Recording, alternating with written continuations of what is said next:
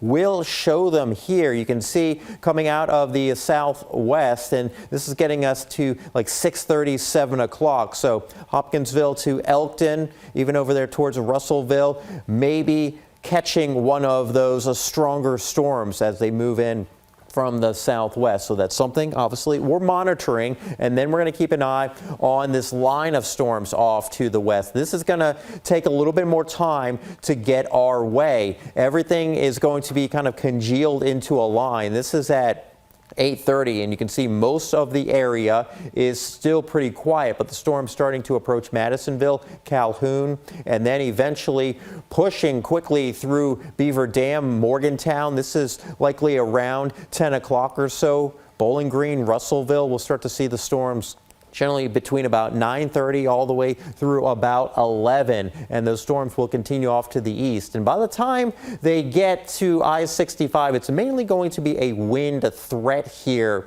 and you can see the very straight line nature to this line. And as it does continue off to the east, winds of 65 miles per hour a possibility. Now, as the storms continue to move in from the west, there's a possibility that they could have more hail on them and also the more elevated risk of tornadoes. But by the time we get to 11, 12 o'clock, you can see the storms continuing off towards the east and even into part of the overnight. We're still watching the storms. It really becomes more of a heavy rain threat the deeper into the night we get, and then we'll have rounds of a very heavy rainfall as we go through the day on Thursday. Initially in the morning, we may not have a whole lot of rain around, but later in the day, you can see that we've got areas of rain that will set up and keep pumping moisture to similar areas, meaning that we're looking at rounds of heavy rain over the same locations, which can certainly lead to flooding, and we'll have that through